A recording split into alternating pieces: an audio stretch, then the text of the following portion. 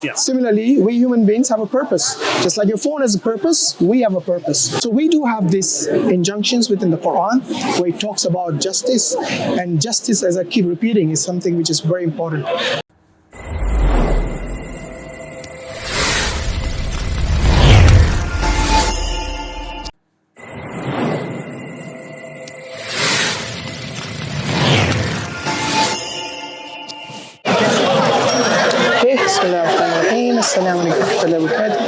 Hi, my name is Hashim. You are? Kiran. Nice meeting you, Kiran. So my friend tells me that you have some questions or you want to, I don't know, discuss something about Islam or something. I suppose the idea was that I think we was having a chat with some Christian gentlemen over the ways over there. Right. I think the original chat was about free will, wasn't we? Yeah. I can barely remember the stream of thought because we've had a conversation before this come out. It's about I think, yeah, that was it. I'm aware that Islam has a certain belief in predestination. Predestination, okay, interesting topic, yeah. And I think the topic we were talking about was free will and whether God in and of himself, is he capable of that caring relationship with humanity, if he can condemn humans to hell, and he already knows the outcome of their choices. Is that actually free will? Right. Is that true free will versus, because in the sense he's both created humans, they've made a choice, he's aware of the choice, and thereafter, is that just essentially something that he's allowing to play out to his own pleasure versus an actual caring aspect of God? Yeah. I suppose. So we, as Muslims, we do not believe in hard determinism. I think that's what you're trying to question, if I understand correctly. Okay. So what's the view then? Yeah, so the Muslims, we believe that God obviously knows the future, but he also has given us free will. Yeah. So when he created us with this ability to choose to obey or disobey. So this free will, and it's something that when we grow up, obviously not when we are toddlers, when we come to an age of understanding, in most people this is like the age of puberty, but obviously in today's standard, like compared to before, your reasoning can fluctuate depending on your culture, what age you're living in. Back then people used to lead an army at the age of 14. Today, if you ask a 14-year-old, they'll be able to tell you how to operate an Xbox, but not how to lead an army. You see what I mean? Yeah. So it's the same age, different cultures, different time, different age of reasoning and understanding. It does differ between them. So yeah, when God created us, he gave us this ability of free will to choose between obedience and disobedience. Also, when he created us, he gave us a revelation as guidance for us as the do's and the don'ts. So he didn't just create us and leave us to fend for ourselves. If that makes sense. Yeah. Now, in terms of the actual destiny, it is us as human beings. Because of our free will and because of the guidance God has given us, we have all the tools to decide to obey or disobey. Now, if we do it with this free will, then we are the ones held accountable, and you can't hold God accountable for that. It's basically, if I give you the example of a classroom where the teacher has been teaching the class for an entire year. By the end of the year, before the exams, the teacher is able to tell which students are able to perform well and which are going to fail. Okay? Let's say they have the tests, the exams. When the results come, the teacher's prediction comes true. Would you then blame the teacher for that? The teacher was responsible for teaching. Yeah, but because the students who worked hard, they passed, and the students who did not work hard or did not care about any teaching, their studies, they failed. So how can you blame the teacher for their? Their failure is their own accountability, not the accountability of the teacher. If you see what I mean. But that also presupposes the knowledge of the the consequences of failing. Yeah, so in the case of God, his prediction also... In a teaching scenario, say for example, we're studying maths and you're being told, okay, you have to learn this because if you don't learn this, you won't be able to get a good job. Yeah. Won't be able to be an engineer, for example. Say that. You've said that would those individuals who are learning the subject be able to fully comprehend? No, I'm talking about the accountability of their result of their exams. You can never blame the teacher because the same teacher was teaching the same class throughout the year. So both the students who passed and failed were in the same class.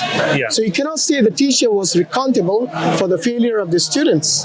When the others could pass, why couldn't they? The only reason, as the teacher had predicted earlier, because they were not working hard enough. So they were being disobedient to the teacher in a way, because the teacher kept saying to them, study well in order to pass. So they kept rejecting that, the suggestion of the teacher. So you cannot blame the teacher for that.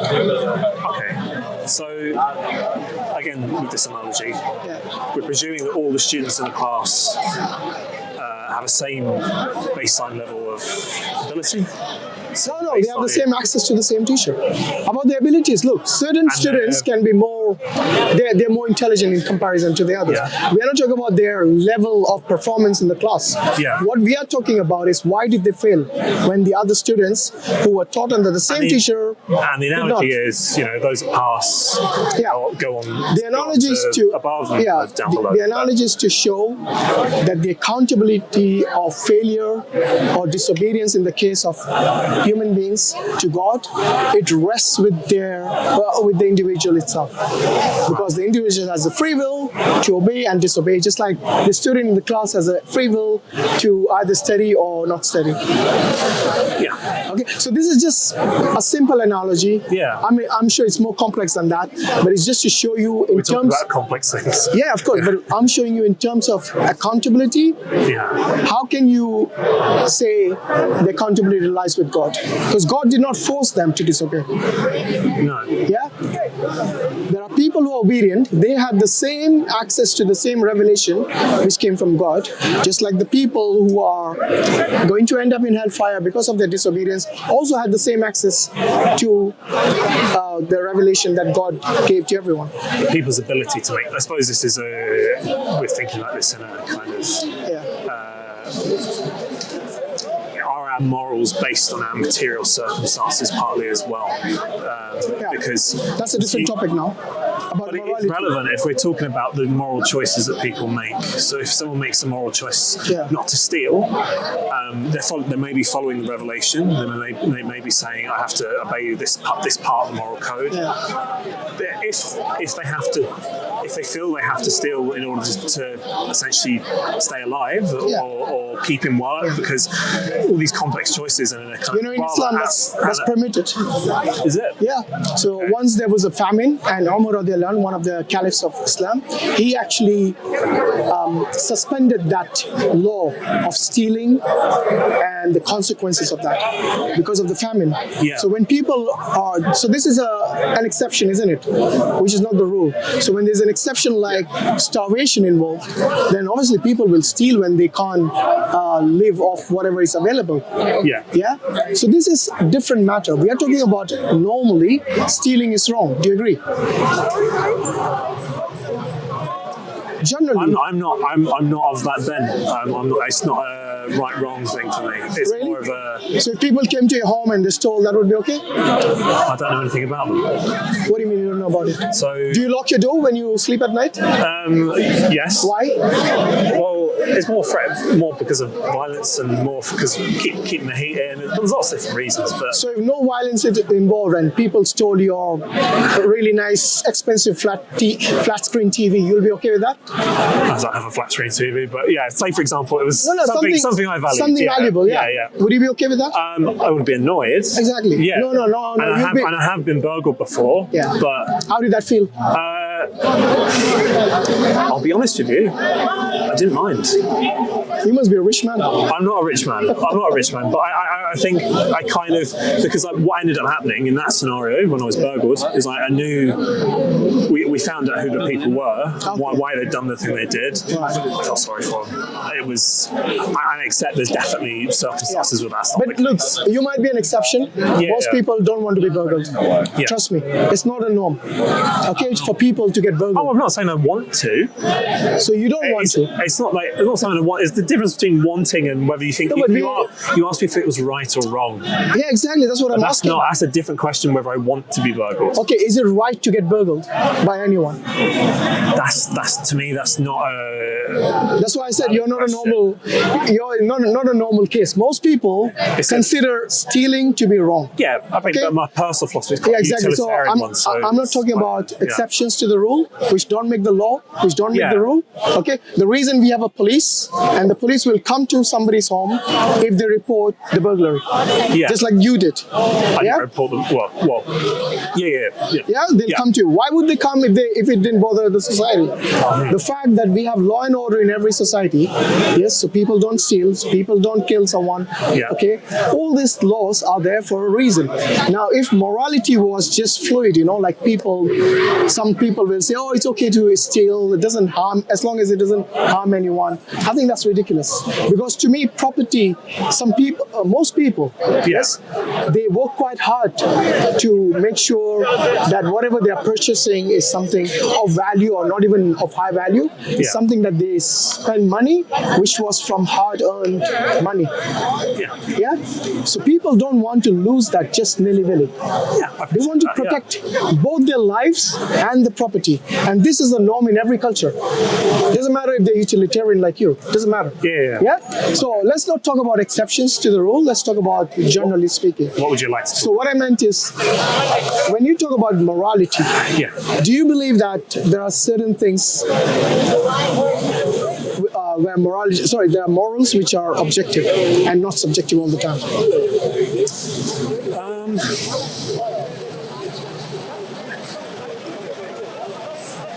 I think because it's just this idea that you can always find an exception to it. There's always a circumstance where. But generally, I'm saying, generally speaking, there are certain things which people don't want. Generally, no coercive activity, no violent activity towards another sovereign individual. So there you go. So there are objective morals, and then there are subjective morals as well. But the question is who decides that? Right? I can see. This is leading down the origin of the moral law argument by, I think C.S. Lewis makes an argument in Christianity on this. So I suppose another view of this would be you're going to get to the point where the origin of morality is from God. Yeah, because I'm a theist, so I believe God is. Yeah. By the way, do you believe in God? Because I didn't ask. Agnostic. You're agnostic. Okay. Yeah. So is God? I'm not. No, that's fine. Nothing offends us. We have been asked all sorts here. No. I'm trying to make a point, but I've forgotten. It comes from. There's a dialogue by Plato called Euthyphro, and I think he asks. I'll misattribute it, and it will be wrong. Fine. But So going back to the question, who decides what's moral or not? I think we as a society do, because you said earlier that different cultures have have ideas about what is right and wrong. So that's the subjective morals. If this, for example, might not be possible in a culture like China or a culture like Iran, it depends where you are. So going back to the subjective and objective morality. Okay. So what you just mentioned, I believe that's subjective morality. Okay. Yeah. Do you think anyone has a right to say that this is objective morality which every human in the world has to follow? It's just if anyone can enforce anything. Any specific person. Sorry. Objective morality, yeah? Well, yeah. So who has the right to determine that, basically? That's who has a right to? Yeah. Who has the right to determine objective morality? Because subjective morality is up to everyone, isn't it? It's fluid. Say again, sorry? About 300 years ago, it would have been the king. Yeah, I suppose that, but that wouldn't be every human in the world either. It's just his kingdom, No. isn't it? No. So that's still, in a way, subjective. Yeah. Yeah, even though he has the right to determine Well, the what is argument- right and wrong, he had the but it divine still only right. applies to his Yeah. kingdom. It wouldn't apply outside the kingdom, would it? No. Yeah. You're right. Yeah, alhamdulillah. Come on, you might be you might be able to answer the brother's question. So we're talking about objective and subjective morality. I think I know what you're going to ask, like euphorial dynamic. Yeah, because it's been a while since I've heard it. I think it's the idea that is an action good because of its inherent value, or is it good because of God? And therefore, if it's good because of its inherent value, why do we need God? I can't remember what the obverse of it was. I'm half remembering something that I've read about. It's quite interesting. But the inherent value, I mean, still somebody has to decide that, right? Like, you know, the morality doesn't speak up to you. Oh, I'm moral. It is still a human decision to make that value decision, you see? Yeah. It's not up to, it's not the morality itself, because the morality is an abstract thing which doesn't talk. Yeah. But you, as a human being, then give it value, depending on the degree of the value, which country, which community you belong to. Yeah. You might have a different value as well. So the same morality might have different value elsewhere. Yeah? So again, that would be subjective, would it not? So what's an objective morality to you? What is objective? So for me as a You've Muslim, asked me a lot. yeah, so fair go enough. So ahead. because you asked me, my response is from a Muslim perspective, because I'm a course, Muslim. And for me, the do's and don'ts are in the revelation which God gives us. So as I mentioned earlier, when God created us, He did not just leave us to fend for ourselves. He gave us the free will, but He also gave us the guidance, the do's and the don'ts. Just like you, when you buy any product, for example, this camera or the phone in your pocket, it comes with a user guide and it tells you the do's and don'ts. So for example, if your phone is not waterproof and you misuse it or abuse it by putting it in water or go for a swim, then you're not following the guideline and your phone is going to then malfunction because of that. Yeah? Similarly, we human beings have a purpose. Just like your phone has a purpose, we have a purpose. Yes? Every single organ, attributes that we have has a purpose as well. And God tells us how to use and not to abuse them. And then this is where the obedience and disobedience comes. So if you follow the revelation of God Almighty, then these are the morals God has given us. For example, everything that's forbidden or prohibited or haram in Islam, you will certainly agree with. I mean, generally human beings would agree with. For example, God tells us not to murder, not to tell lies, not to steal, not to, abuse somebody else's rights, not to fornicate, not adultery is prohibited, alcohol is prohibited, gambling is prohibited. All the prohibitions or haram things are something which will make sense to most human beings. So everything that you see that's prohibited in Islam, I mean, you will come to the conclusion, yes, this is bad for the Take alcohol, for example. Many people would say alcohol is good for me. Okay, I'm not harming anyone. But they don't realize that they're harming themselves first and foremost. They're harming their body.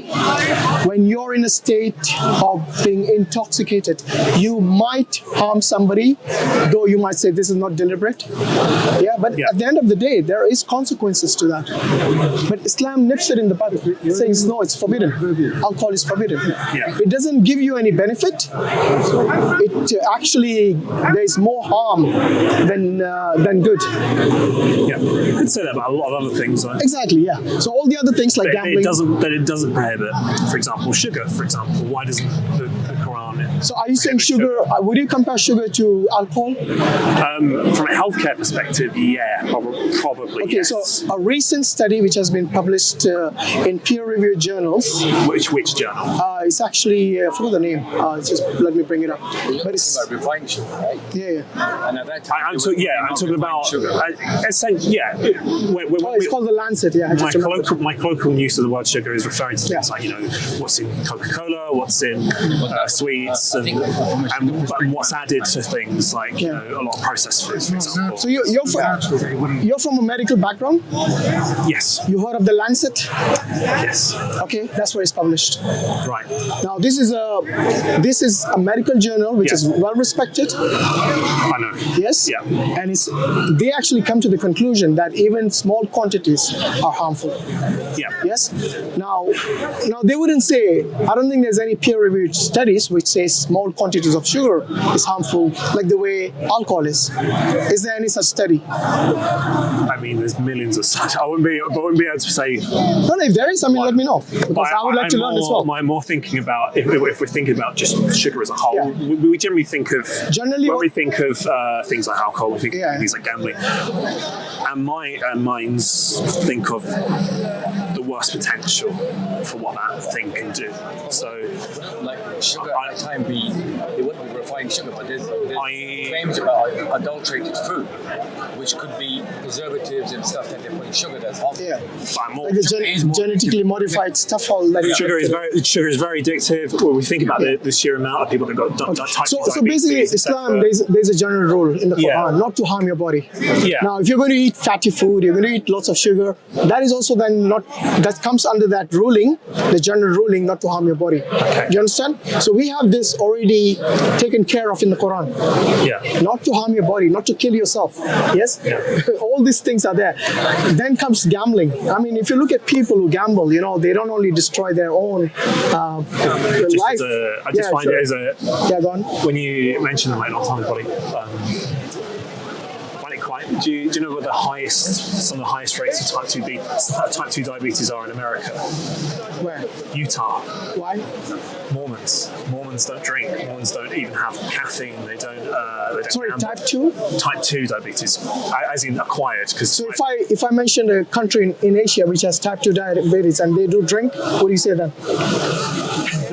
More. I would rather go with the Lancet because they have done a proper objective. Drinking, right? Yeah, they're doing objective studies. Yeah. Okay, which is. No. I'm not trying to have a just an observation that I find that. How do you link that to alcohol, Bhatt? So when people don't have access to certain things, they binge on others.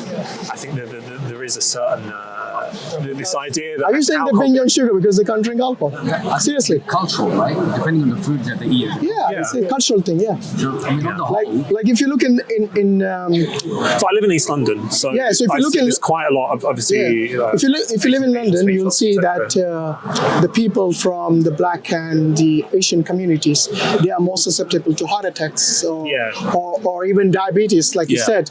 So I don't think it's anything to do with the fact that they're not drinking alcohol or drinking alcohol. Is the fact that, like you said, like the lifestyle that they follow. Okay, we like our samosas and mithais. We like our sugary stuff. But as you say, lifestyle is infused by religion and traditions as well. Not necessarily. I mean, some people like more sugary stuff. It's nothing to do with religion. I'm pretty sure. It's just the culture you're like. Very simple. The laws are prescribed about the way you should eat, and the person doesn't abide by it. It doesn't mean that there could be a Muslim person not abiding by the way you should eat. It doesn't mean that it's a religion.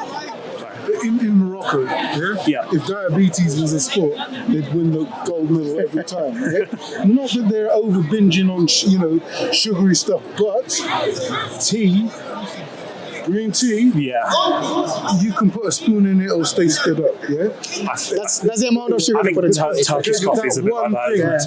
It's a cup of sugar. So it's a lifestyle, I guess. We were on something else, weren't we, before we got on to Say again? what we were on before? Yeah, we were talking about the prohibitions that Islam. So everything that we were talking about objective and subjective morality. What I'm saying is that we need an arbitrator in order to decide who says what is right and what is wrong. Because if it's always going to be subjective, then we'll never come to a conclusion collectively as to what really is objectively moral or immoral. Can we not put it as any morality that is universally accepted? Yeah, that's objective. Yeah, I think that everyone will agree. If they look at it logically, gambling is not good for you, alcohol is not good for you. It's very obvious. Like take rape for an example. I mean, most countries would say rape is a capital offense and something that should be punished regardless of who does it. Yeah. So there are things like that where we have come to an understanding collectively that this would be wrong. Yeah. Yeah. Now, when you have such objective I mean, morality, there's a difference between general principles versus like this idea of not being violent and coercive to other people versus an objective hard and fast. but what if there was a reason for this violence? For example, a police chasing down a criminal who is armed. Someone entering your house. Yeah. I think he doesn't mind that. I mean, So he's an exception. But yeah, normally you have law and order where they can use reasonable violence, amount of violence. They can. Same thing with wars, just wars. Do you agree there are the just war rule? I mean, it's a Catholic concept, isn't it? It's not a euphemism. This is real. No, we did it in my GC RE. Because there are people who would oppress weaker countries, and they would attack them just because they happen to be stronger. I think the concept of a just war came out historically kind of near the time of the Crusades, so I'm not really sure whether it's a bit convenient. But I'm pretty sure there were wars before that. Yeah, to justify it. No, but just the phrase. Basically, look, any oppression, if it doesn't, if the politicians who are involved in this, they cannot come to terms in a peaceful manner, then the next course of action usually is war. Yeah. So they would try all methods, all peaceful methods, and if that doesn't work out, then they have to be taken out by force. Because you cannot just take over a sovereign country like that, especially after the nation states that have been established after the UN has been established. This is post-World War II, when the nation states. So today it's almost impossible to go and take over a sovereign country without facing a war. Yeah. Unless you're Israel, of course. Yeah. few exceptions. Question. Yeah, so my question was, because you mentioned violence without using I'll let him go. without using violence or stuff like that. I said there are cases where that is also required, unfortunately. Yes, so we cannot say we live in a perfect society, a utopian society where there's no violence at all. Certain times this is required by the law enforcement or by someone who's oppressing another country to take whatever you have in terms of the coalitions, like we've seen in the case of the Gulf Wars, or in the case of Ukraine right now. People would go to war because other countries are oppressing. So in order to establish justice, I would say force is required sometimes. Okay. Yeah, would you agree? Okay. Who decides who decides who gets to use that force? Well, the people, I would say, like right now, it is when you see another country, and like I said, in the nation states, where you have a body like the UN, you can say the country itself would go and seek out help from other countries, like the case of Kuwait during the first Gulf War, or like the case of Ukraine right now. Yeah, these countries, when they were attacked by a foreign or by the neighbor, they went and asked for help, and then whoever had the means, they would help them. Usually, some sort of a superpower who would come to their aid. And this is again, it's human nature, If you had moral leaders, that wouldn't have any. Yeah. It wouldn't be in that situation in the first place. So it comes down to morality. If you've got a leadership that is immoral, Isn't that an oxymoron? Internally, but externally showing that they're not. Because the bottom line is to establish justice. That is the bottom line. Who is a moral leader? So now you need a criteria, and from our perspective, the criteria is the Quran. Okay. So otherwise, without criteria, In terms of specific to leadership, we're talking about leadership in particular. Quran's a big book. Yeah, so we would take references from that. So what would be your if you had to draw up a list of things that you wanted, I'm not representing all this, it's just an old worktop. The first thing I would want to... Well, the first thing is justice. The one who establishes justice. That's the most important thing. Okay, many people get this emotion. If there's any kind of oppression, that means that that's an immoral leader. You need justice as a defining absolutely factor of a leader. Yeah. And the problem is that any kind of morality that changes over time cannot be morality, because morality is like internal. Everyone knows. Deep inside, everyone knows what is right and what is wrong. So if you've got a leader that has moral values, that leader will be a just leader. Okay. Justice is pretty clear. Justice means that you're not going to oppress, you're not going to keep people down, you're not going to take advantage. And they're very few nowadays. I mean, that was just to answer your question about why violence would be required. So there are instances where violence is necessary, where force is necessary to establish justice. And that is the reason most of the law enforcement in any country, in most countries, they have arms to deal with this. Why? Because that would be required sometimes. Yeah, it's human nature to do wrong when somebody is not observing you. So take the example of, Use the violence there. take the example. Okay, I don't know who was doing the injustice there. Okay. He's a lot bigger. I was talking about when it's human nature to commit wrong when you're not being observed. And this has been tested by many people doing studies of this kind of nature. I mean, take traffic cameras, for example. When there are no traffic cameras, people tend to speed up. But when there are traffic cameras and they know they'll be penalized and there's going to be consequence, then they slow down. Why is that? Because this is human nature. Similarly, we require someone who is an arbitrator, who overlooks, like the traffic camera, that we do not go beyond our means in terms of either oppression or doing something wrong, and we believe that is God Almighty. If you construct a society, if we mention these like traffic cameras, various other things, you could legislate or implement various kind of things to have a society that's modelled on, say, the Quran, modelled on any book you choose, any guidance you choose. Have you heard of the idea of the panopticon? The what? The panopticon. No, I don't. It's the so-called perfect prison. It's the idea that... Prison, yeah. Okay. It's the idea that if you're a prisoner, like hundreds of prisoners being watched by one person at the centre of a room. Right.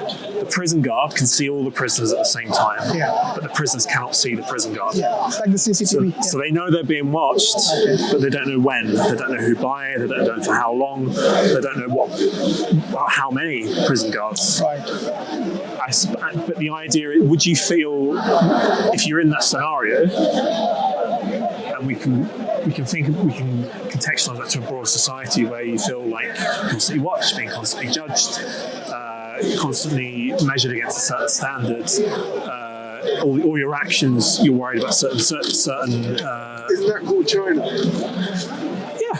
Could be, or could be. You can several societies throughout history. The social. Doesn't have to be a prison, but you move that out into broader society if you have a certain level of just legislation. So what's the point of such a prison? Yeah, that's what I'm. Why? So the reason is I think if you modelled a society on the Quran, I would worry that you'd have a scenario like that. No, but the Quran doesn't put you in a prison. The Quran Allah gives you free will. I'm not talking about a. Oh, you're still being watched. Physical prison. Yeah, I see what you mean. I'm talking about the idea that you have in your head that you're always being watched and judged.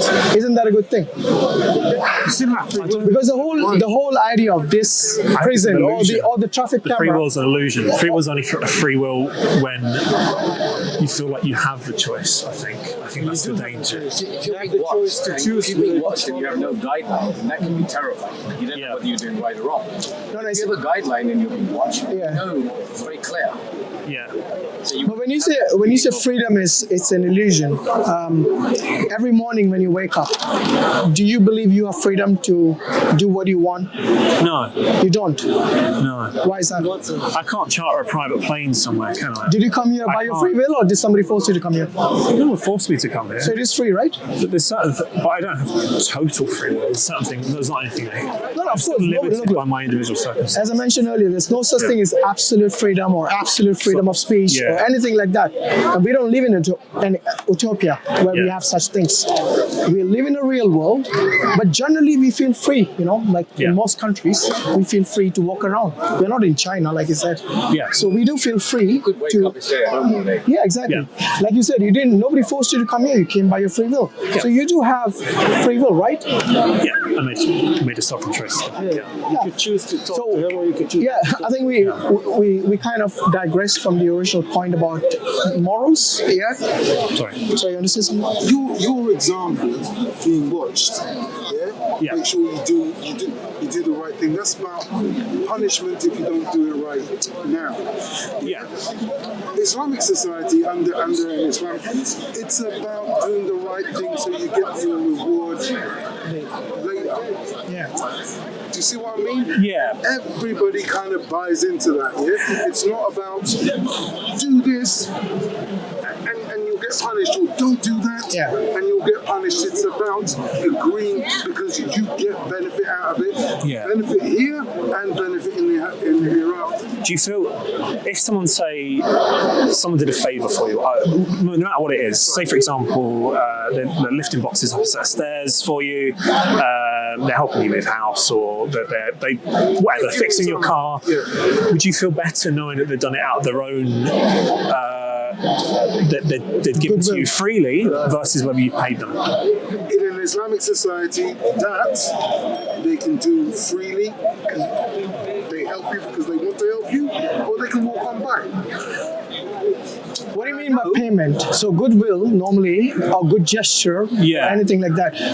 If you're asking for like physical payment, is that what you mean? I'm just more the kind of analogy I'm trying to make is that is an act truly good if you're doing it with an ulterior motive. And I find that this idea that the reward in the hereafter is in a sense a kind of expected ulterior motive. The reward for the hereafter. Yeah. There's somebody helping me now. I am safe in the belief that they wanted to help me. They don't have to. They can walk on by. And they do get something from it. Even if it's not money, they may get self-value, they may get love, they may get the act of doing that may unconsciously be a reason why they want to. Do you know in Islam, just to smile is charity. Just smiling, you get a reward for it. Mm-hmm. So there are many things in Islam where you get a reward for it. It doesn't mean that you're smiling because you're getting a reward. You're smiling, the reward is a bonus. The fact that you're smiling, you must be happy, right? Your smile made somebody else happy. He's smiling, I'm not. Yeah. Yeah, that's what, look, it's What about smiling when you see your parents? There's something. Yeah. So I mean, look, every deed you do, which is pleasing to God, which is halal, which is permitted, you will get the reward for it. Yeah. If not in this world, in the hereafter, definitely. Yeah. I think it's very different. I don't think a Muslim person consciously smiles knowing that they're going to get a reward. So if you're brought up with good moral values, you will naturally smile and be good without even thinking about the reward, because you know that morality will give you the reward. Maybe on an unconscious. I don't think they think, okay, I'm going to be nice to him now, but that will give me a reward in the hereafter. I mean, if you think like that, you'll never be. And it's not just for the good things you do. It's also like for things which you do, forgiveness, for example. So there was, I think it was in America where this, or maybe in Indonesia, I remember correctly, where their child got murdered by this guy. Yeah. And the parent went to the court. The convicted murderer was remorseful, and this parent, forgives him. Okay, an old man. He says, I forgive you, even though I've lost a child. In fact, it was his only son or something.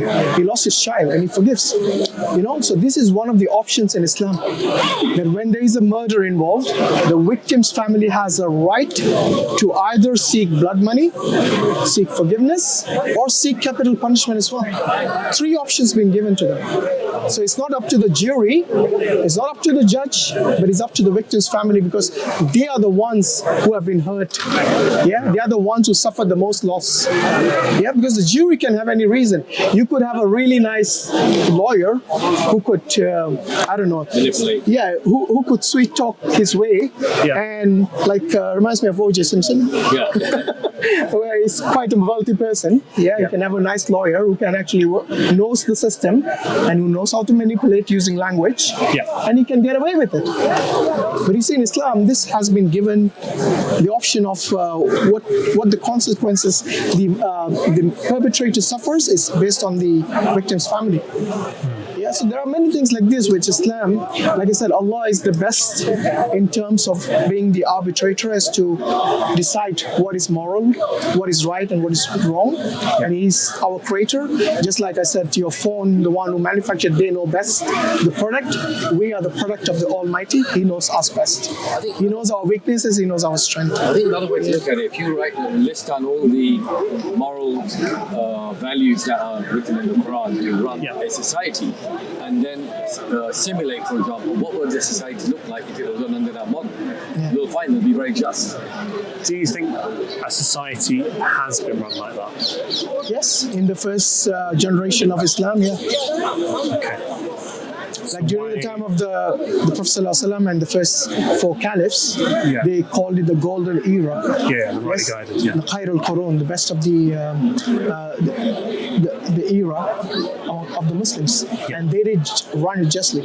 So there was an instance where the caliph was actually, I think it was Ali radiallahu anhu, whose shield was with a non-believer or something. And he forgot about it, and the Jewish person who was a disbeliever, he actually asked for it in the court of justice, because Ali was saying it was his, and he was saying, no, it is mine, I lent it to you. I mean, I might not remember it exactly, the wordings of it, but it goes something like that. And when it came to the court, it was actually in favor of the Jewish person, because he was able to prove it. Yeah. So even if the person is the caliph, or if the person is like quite a leader who's well respected and people would listen to him and obey his command and so on, but in the court of law, yes, they have to establish justice regardless of their background, their religion, their creed, everything. There's an ayah, there's a verse in the Quran which says that do justice even if it goes against you, against your own self. Be it your kith and your kin. Even if it goes against them, you still have to establish justice. So we do have these injunctions within the Quran where it talks about justice, and justice, as I keep repeating, is something which is very important. Yes, the Christians keep repeating love. It doesn't mean the Muslims don't love, but to me, love without justice is meaningless. Yeah. So you can, the people in Israel can keep saying we love the Palestinians as much as they want, but if there is injustice where their lands have been stolen and taken away, then you will never see the true love. I mean, the Palestinians will never feel the true love. It's just lip service, basically. See what I mean? And that's the reason justice takes foremost place in the top of the list when it comes to governing any country, any society, or even within the family itself. Justice within Islam is truly blind. Have you ever read the Quran? I've not cover to cover. I've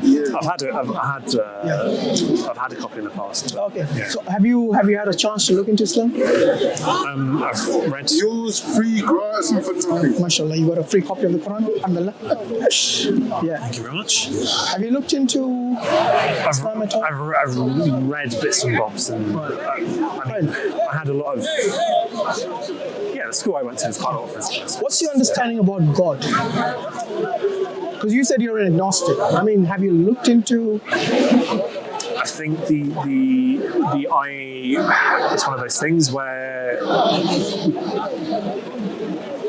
I cannot say whether there is a God or whether there is not a God. It's not a question that. What would be your definition of God? When you think of God, what do you think of? I know what you'd say, and you'd say it's. Can I keep Sorry? Can I keep your phone?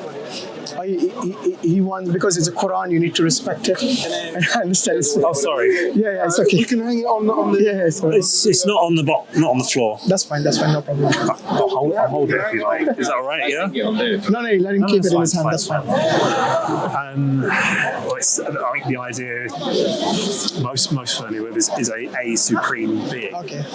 Yeah. Right. Is that a person or what? And for a lot of definitions you come across, it's an uncaused first cause. Yeah. Okay.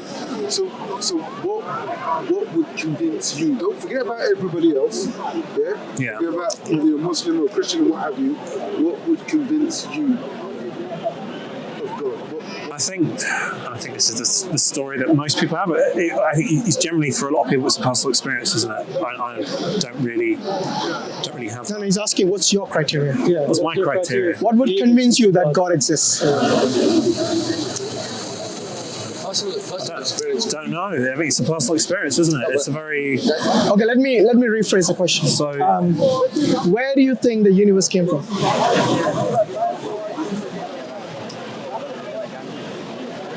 here. Where? Here. What do you mean here? Here didn't exist. Exactly. Here didn't exist. But neither. The universe, we are part of here. Yeah. And the here is part of the universe. But I'm asking, before, the universe, Yeah. most scientists, they say it's like 13.75 billion years old. So there was a point before that when the universe didn't exist. So the question is, where did the universe come from? But likewise, time didn't exist. Yeah.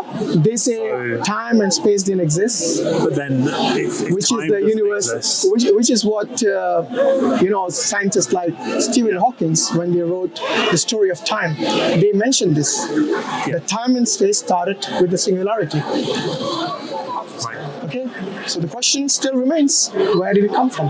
Where did the singularity come from? Not a physicist. No, these are physicists. Yeah, I'm not a physicist. You don't need to. This is I think the problem. I'm not a physicist either, No. but it's something which we as human beings have definitely pondered upon. Yeah. Yes, and I'm sure you have as well. So what do you think? What is the most plausible explanation? Can nothing bring nothing? Can nothing bring anything to exist? Don't jump the gun, let him think. I mean, I've thought of that before. It's not Exactly. jumping the gun. I'm sure you thought. Everyone ponders on this question. I mean, it's not just you. this is the cosmological argument. This is yeah. Can nothing brew nothing? Well, you're going to expect me to say no. No, I'm not expecting anything. I just wanted to because say. if I say yes, you'll go Tell us okay. what you think. Don't give us the answer that we're expecting you, because We are not assuming anything about you. Let's put it that way. But I think It's a blank slate. We are not assuming anything about you. Yeah. it doesn't matter to Hashim, it doesn't matter to him or me, Yeah. because we've already got to that conclusion. Yeah, we're already there. It depends to you what you think. I suppose it's more of a thing where you've got a chessboard and you can see a lot of different moves, Yeah. the way they can go. You go over some of those ways the argument can go. I think they're just arguments in my head. The question, we're talking about such a big thing in terms of the universe, in terms of where it's come Okay, from. let me narrow it down for you. Yeah. You believe in cause and effect? As in, Like I every put you go backwards. yeah, like everything. I go Every backwards. effect has a cause. I drop this. Yeah. I put this on the floor. He's not very pleased. Yeah. Every effect has a cause. Yes. For example, if you wanted to make a cup of tea, Yeah. you would want to boil water. Now the water has to boil. That is a cause. That's the effect. Yeah. What is a cause? It's the heat, either electric or fire, whatever it is you're using. Yeah. So everything that you see has cause and effect. Okay. Every contingent thing has a cause. Yes. Yes, the universe began to exist at some point, which is contingent, which means it's not independent, it's dependent on something outside of it. Yeah. Hence, it must have a cause. Yeah? Right. Now, that cause cannot be nothing, like the gentleman said earlier, because by definition, nothing doesn't even exist. Do you agree?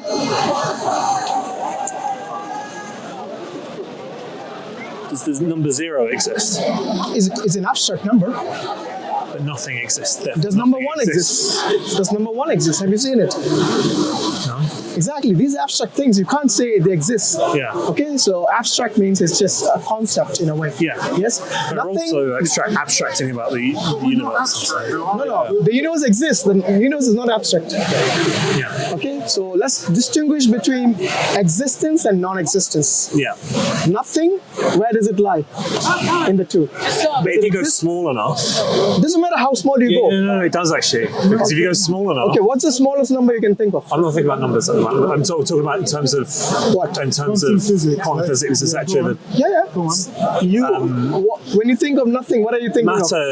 Matter can exist in a sense in a probability. In the idea that certain electrons can exist in one moment but not in the other. So that's just a state, but they still exist. But they might not exist in the next moment. It doesn't matter. I'm in and out. I mean, you're talking about time now. You're talking about time. That's different. I'm just talking about absolute nothingness doesn't exist. It's a concept. What I'm trying to convey is that you're talking about nothingness like it doesn't exist. I'm using the term absolute nothingness. Absolute nothingness. Yes. I see nothing in the universe. Absolute nothingness. Does it exist? I don't know because I'm not there. Okay, define nothing. Let's start with that. Give us a definition. Not a thing. Not a thing. Not a thing. Okay, I'll give you a definition. Tell me if you agree or disagree with it. Right, okay, go. The absence of everything. I suppose, yeah. Yeah, which one's more accurate? Yeah. Yeah. So if there was an absence of everything, then it's nothing. Okay. And nothing by definition doesn't exist because then it would be a thing if it did exist. Okay. Yeah? So let's distinguish between the two. Now, if something doesn't exist, can it bring about something that does exist? Remember, it doesn't exist. It's absolute nothingness. Can it then bring about something? Because now it's not an agent. You're not talking about an agent.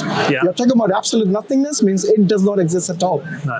Okay? Not even as a figment of imagination, because that would be something still. That would be an illusion and imagination, even though in reality it might not exist, but in your thoughts it does exist. But I'm talking about not even that. Yeah. Because when I ask you to think about nothing, that's impossible. Okay. You see what I mean? Yeah. Yeah? I know you're trying, but it's hard. Yeah. So when it doesn't even exist, then it's clearly cannot bring about something. Yeah. Yeah. So now we go to step 2. Did the universe bring about itself when it didn't even exist? Is that plausible? It didn't exist. Can it then bring about itself? It's like it's like a mother giving birth to itself. Okay. Yeah. Let's say, for example, no, it can't. Okay, so we have ruled out 2 things. One is nothing. One is the universe bringing about itself. Okay. What else is left? Give me another plausible There needs to cause. be a prime mover. Yes. Yeah. Someone needs to push the rock off the hill. Yeah. So this prime mover needs to have certain qualities or attributes. Can you name a few? Why does it need to have certain attributes? Well, everything that exists has attributes.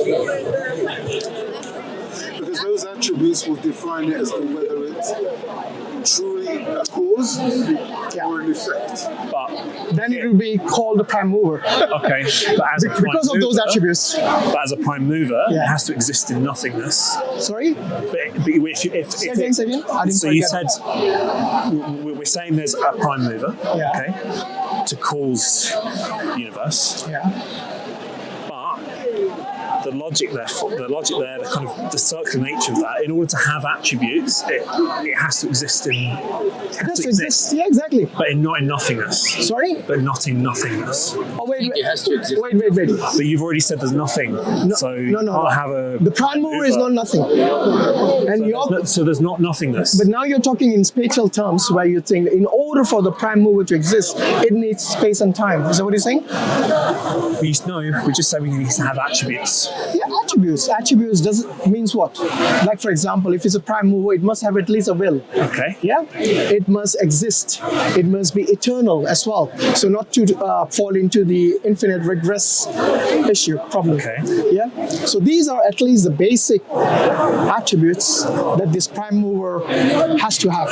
Do you not agree? So why that prime mover and not several?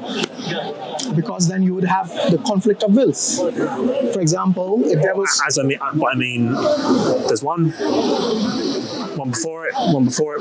Why is there just one? Yeah, remember the infinite regress I told you about? Yeah, but that why would be is the it? issue. But why is it? It has to stop somewhere. Okay. Otherwise, I mean, But then that thing has to have a thing to start. When you said prime mover, you said something else along with it. Remind me. Yeah, it was the one who,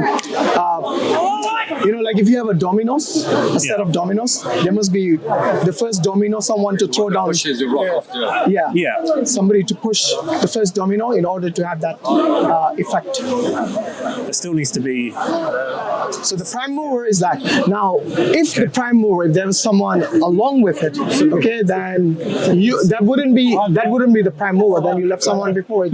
Then you would have that infinite regress. Now, if you have infinite regress, we wouldn't exist then, because that would be an infinite chain which would never stop, and then the reality wouldn't be there at all. It's like if I can explain it in terms of the example of a library where somebody is going to take a book, to borrow a book from the library, and there are people in front of you, and this line is infinite. Will you ever collect the book? Because the line is infinite. You will never collect the book. Hence, you cannot have this multiple prime movers. There has to be one who is the cause, uncaused cause.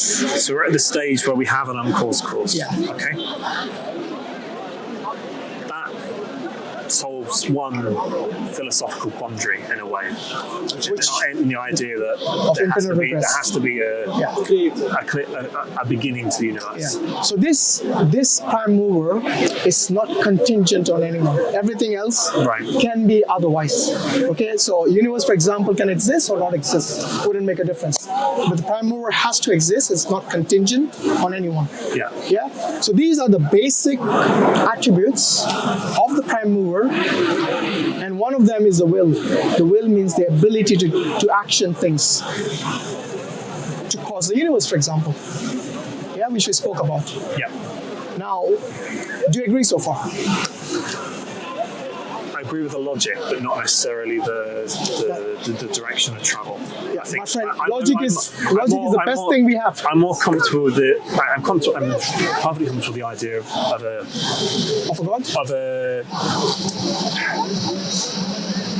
Think of it like a filling that gap, but it doesn't lead me anywhere else. In other words, you're saying you're getting answers. It's just not. No. It's more like happy to kind of solve the equation on either side. Yeah, and you're using logic and rational. Well, this is the best. It's filling a gap. It's not the whole picture. Well, you can call it fill in the blank if you want, I don't mind. That's fine with me. But the important thing is that you're using your faculty of reasoning, which is the most important aspect a human being has. That is what differentiates us from the animals. Yeah, the reason we have civilizations, the reason we have literature, we have libraries, we have inventions, we go to the Mars. All these things differentiates us from the rest of the creation. Do you not agree? I don't think we're as different from animals as you think. Really? Element of choice, right? No, I mean, orcas, for example, display elements of culture. They have shared learning activities. Yeah, but they don't have rationality. Do you agree? Well, it depends how you define rationality. I just told you, for you to have the ability to have all this are we progress. Talking about making decisions based on the information you have available to you? Is that what you? Yeah, because the animals behave based on instinct.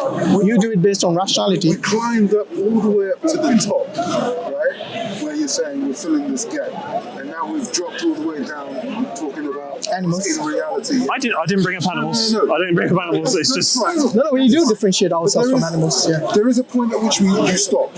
Yeah. And this is the primary cause, the primary player, the thing or that which has has caused everything. Yeah.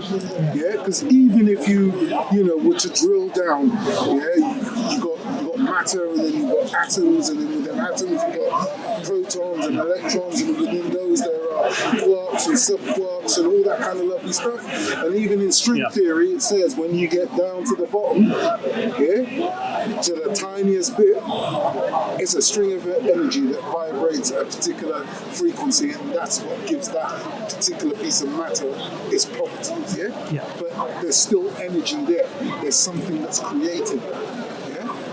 That's the primary cause.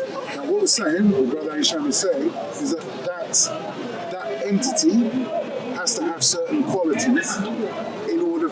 Everything that exists must have attributes. Okay, and that's the reason I'm saying if all of this universe did not create itself, did not come from nothing, then the only plausible explanation is an external agent, which you call the prime mover, not me, which requires which has these attributes, and that's the only way we can explain plausibly